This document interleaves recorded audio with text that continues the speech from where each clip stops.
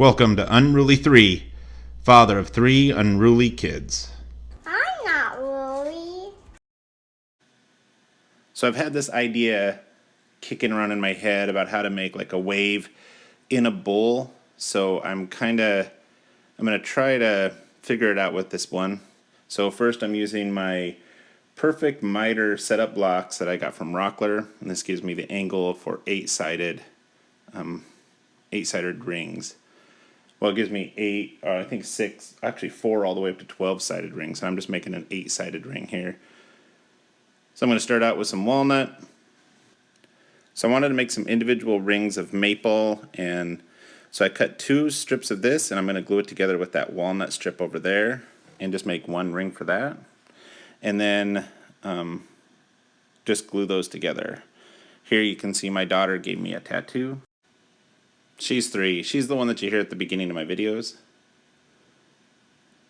So then I'm going to go ahead and just use a whole bunch of glue. Glue these 3 together. And that way, instead of making 3 separate rings, I only have to make 1 ring, but it has 3 colors in it.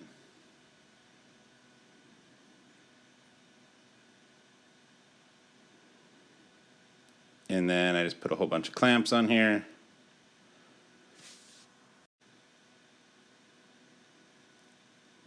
Then just start clamping it up.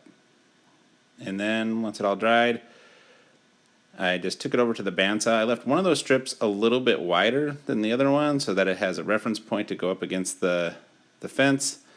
And then I just kind of cut one side, and that kind of gave me something square.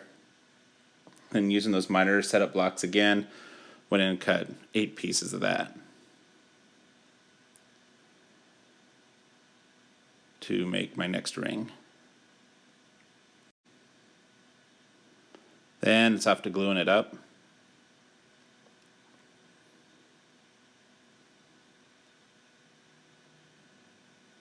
So on the right, you can see maple pieces that I had left over from my Pac-Man bowl. And because I only did 2 layers on that instead of 3, I had these pieces already cut. So I would use those to try to make my wave. So I did a little bit of experimenting with some smaller pieces. So I go ahead and made a wave on a flat piece. But then when I cut it, because the blade length, they wouldn't quite match up. And if you got them just off by a little bit, lost your track of which pieces were which, they wouldn't quite fit together. You could make a nice wave after you cut it, but they wouldn't be square. Then also, the inside had a bigger gap when they folded over, and I wanted it to be continuous on the inside. So this is kind of what I came up with. I thought, I'll just take that big ring over to my bandsaw, make a wave on it like this, and see if I could cut all the way through. It has a nice flat reference piece on the back, and I don't think this is necessarily the safest cut, because it could easily grab that and try to twist it. But if I kept my pressure down evenly on it, straight down, it would kind of work good for me.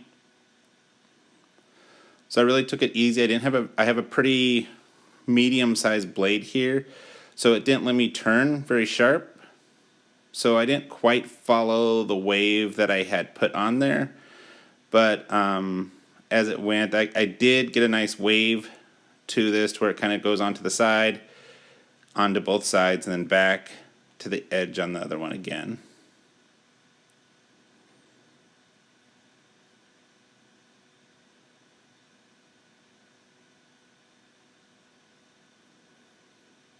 So going from the other side, it was hard to kind of tell. I didn't want to have a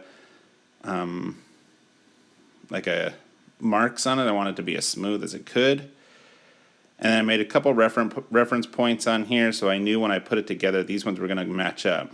Now I have some veneer over here. I think this is oak veneer. Now this was one of the harder parts, was trying to figure out where this is going to line up. It was easy to get the glue on this one and this one, but it was the middle pieces to get the glue on, which was going to be the tougher ones. I did just lightly sand on those to get rid of any teeth marks that might have been on those 2 pieces. And then I kind of felt with my fingers, trying to find out exactly where the the ridge was going to be. Added a ton of glue to it, and then the same thing with the other one. I just put glue all over on this one, figuring the more glue the better.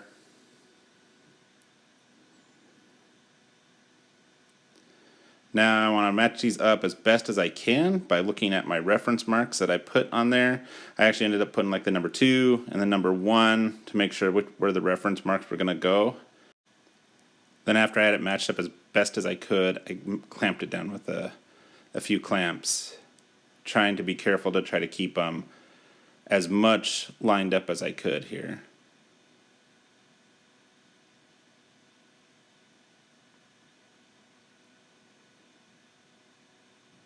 Then after it was dry, I went ahead and removed all my clamps.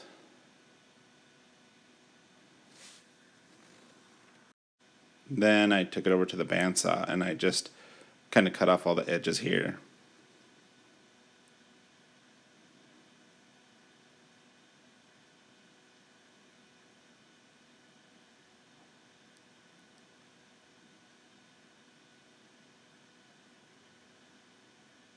And you can kind of see my reference marks turned out pretty good. Then it's gluing up all the rings together.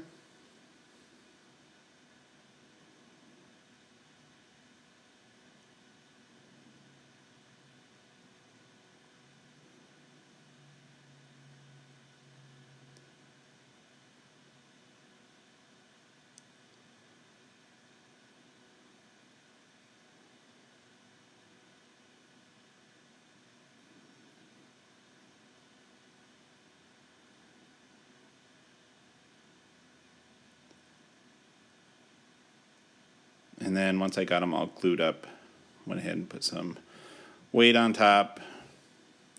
And then once it's all dry, so I took it over my drill press and I went ahead and drilled in this is going to be my mortise.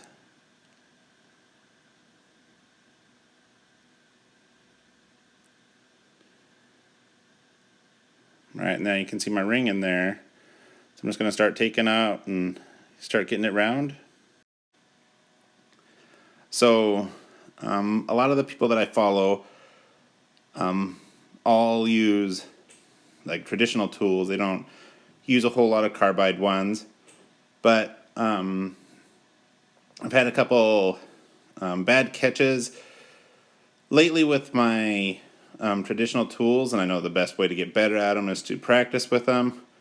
But I really didn't want to practice on this bowl because this one was turning out to be pretty nice. So I know that I really need to practice more with my traditional tools. I even have some really nice ones, but yeah, I just felt more comfortable using my carbide tools for this. So yeah, I guess I'm just kind of making excuses on why I wasn't using them, but I know I need to. So I did mention that I've been having my daughter, who is 16, start to watch some older shows. So we've watched Predator. I had her watch Die Hard last Christmas. We just recently watched Back to the Future, which she really didn't like. We watched Stand By Me. The latest one we watched was Princess Bride, and she absolutely loved it. So maybe if you guys can give me some more recommendations of some other good 80s movies that we should watch. I'm kind of leaning toward 16 Candles being the next one. That one was one that I remember watching a lot when I was a kid. But yeah, some recommendations would be great. So now I'm going here towards the inside of this bowl. So first I'm just trying to square off the end here. And then I'm just going to slowly start working my way on the inside. Now that veneer is, obviously it's hollow behind it. So I just have to start working my way in and slowly start touching in on the veneer on the edge of this. You can kind of see that it's starting to cut into it a little bit. Now I totally should have slowed down my my lathe here for this, because when that thing came flying out of there, it was like a frisbee.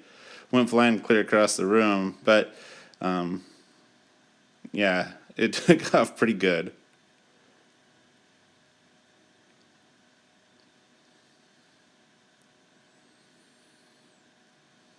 So then I'm just going to start rounding this out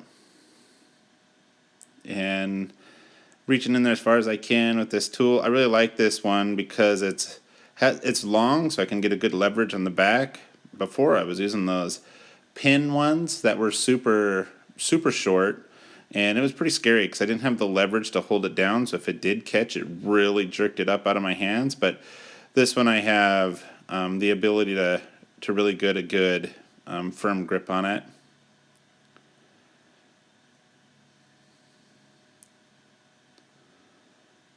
And then just work on the bottom a little bit to transition into the bowl, into the first ring.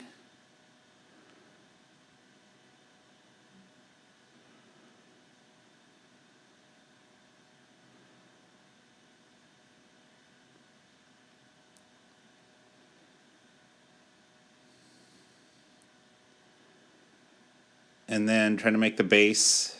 This was it's weird doing a segmented bowl because the segmented bowls aren't there's no end grain on these, so they sand and they finish really well. But when I have a solid bottom like this and it has that end grain, it takes a lot of sanding. So here we are off to the sander.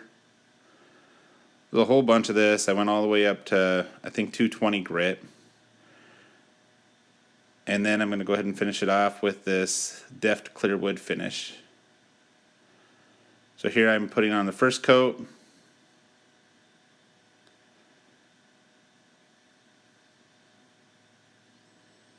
First coat I put on pretty light.